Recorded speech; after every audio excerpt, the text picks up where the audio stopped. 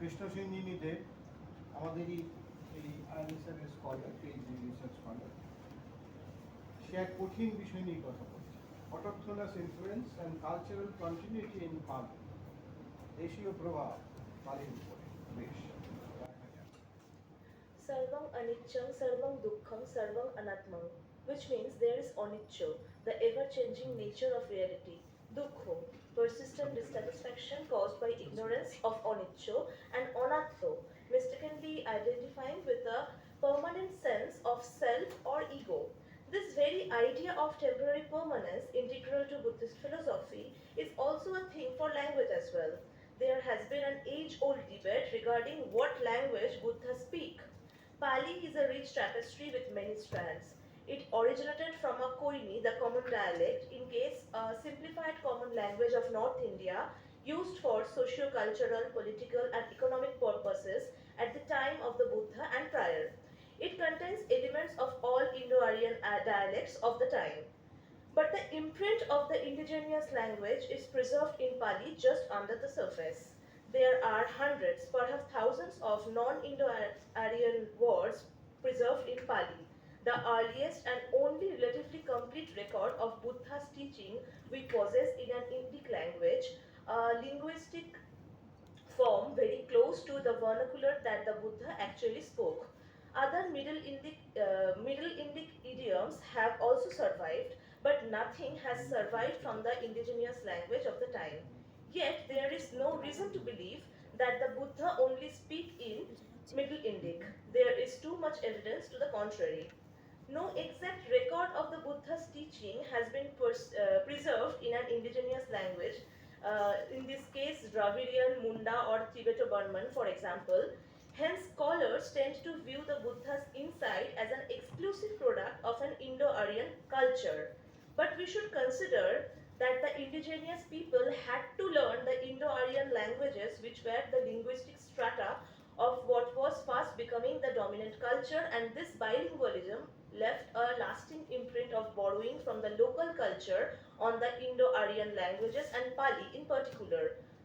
Hundreds, perhaps thousands of words, dozens of phonological constraints and idiosyncrasies, and several key and syntactical structures were adapted from the local people into the Indo-Aryan languages. Although the Buddha came from a mixed ethnic and linguistic background, much of his background has been obscured by a Brahminical overprint which obfuscate his connection with the indigenous tribes and presents the Buddha as an exclusive product of an Indo-Aryan Brahminical culture. Yet part of the older, earlier culture can still be found in the suttas and especially in the loan words from the Dravidian and Munda languages adopted in Pali. In the case Buddha and the Buddhist community he founded, only a very lopsided account of its history has survived, one written largely by Brahman converts, primarily for a Brahman audience.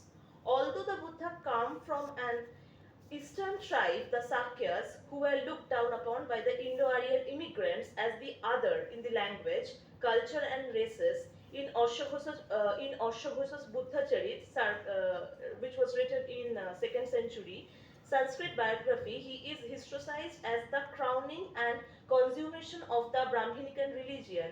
He is portrayed as an Aryan prince, son of an Aryan king, and a prominent Kshatriya, which comes from Kshatriya, the warrior class, member of the Aryan caste system. His biography is thoroughly Brahminicized. Throughout the narrative, the young Buddha is represented as the fulfillment of a long line of famous Brahminical and Vedic ancestors.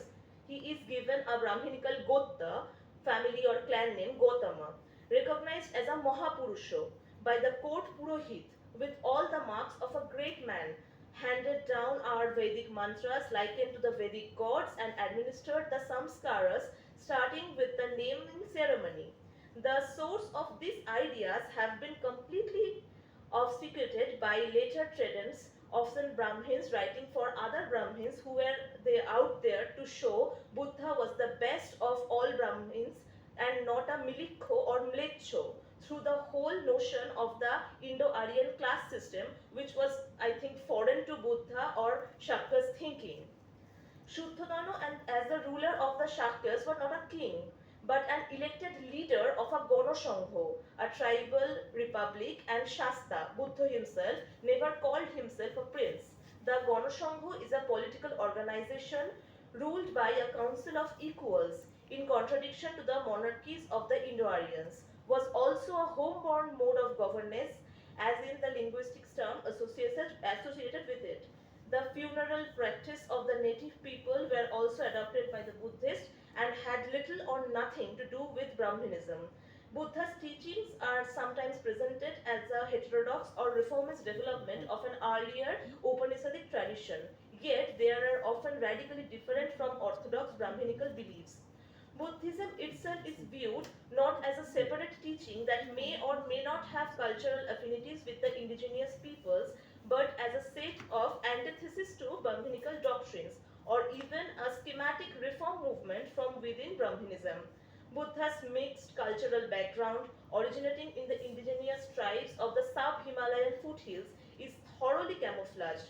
But in his four major biographies, which were written in the earliest part of Mahabostu, perhaps in 2nd century BCE, the tribes had been thoroughly assimilated into the Indo-Aryan political and cultural hegemony, their past independent history forgotten or recalled only with embarrassment, their customs lost or assimilated, the Buddha's teaching in their languages is lost.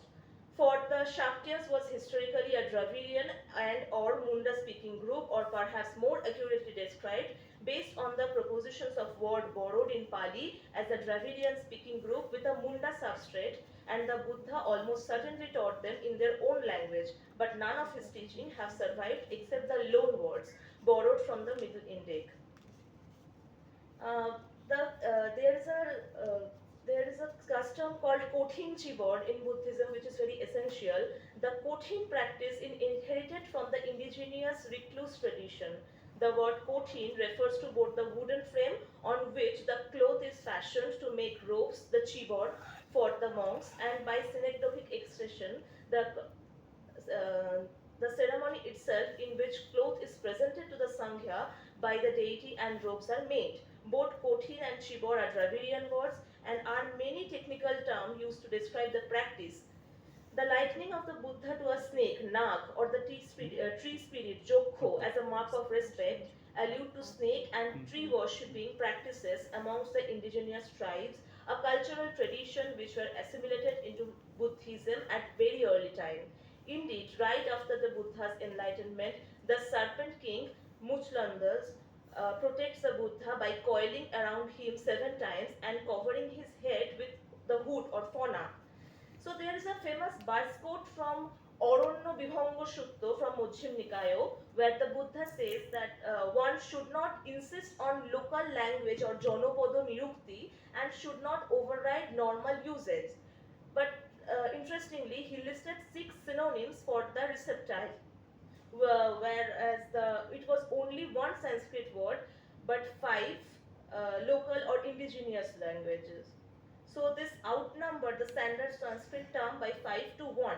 The Buddha's injunction is quite ambiguous, that has been represented in various ways, but if one goes with the explanation that Buddha is saying that no one single term, that the Sanskrit one, is correct, but one may adopt the term in use in the region one, it makes perfect sense. The languages spoken in 4th or 5th century BCE were much more varied than the Middle Indic and its various dialects. In fact, century থেকে 2024 আসবে এরকম আস্তে আস্তে না না তারপরে শেষ হ্যাঁ হবে।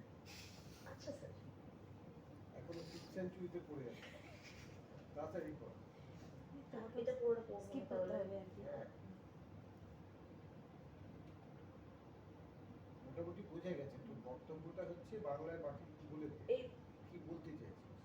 আমি ওটাই বলতে চাইছিলাম যে এটাই যে ইন্দো আরিয়ান, এই একটা যে ন্যারেটিভ চলে যে ইন্দো আরিয়ানরা এসেছিল ইন্ডিয়াতে, তখন কোনো কালচারাল ভ্যাকুয়ামও ছিল না এবং লিঙ্গুইস্টিক ভ্যাকুয়ামও ছিল না, একটা local thriving populous indigenous population ছিল, এবং বৌদ্ধ ধর্মের মধ্যে সেই দ্রাভিডিয়ান এবং মুন্ডা কিছু অ্যানশিয়েন্ট ল্যাঙ্গুয়েজের যে অংশগুলো সার্ভাইভ করেছে, সেই ল্যাঙ্গুয়েজ সিস্টেম বা বুদ্ধার যেই সেগুলো তো আর থাকেনি, তার ফলে কিছু কিছু শব্দই রয়ে গেছে এবং সেই শব্দের মাধ্যমে কিছু সংস্কৃতির অংশ আমরা এখন দেখতে পাই।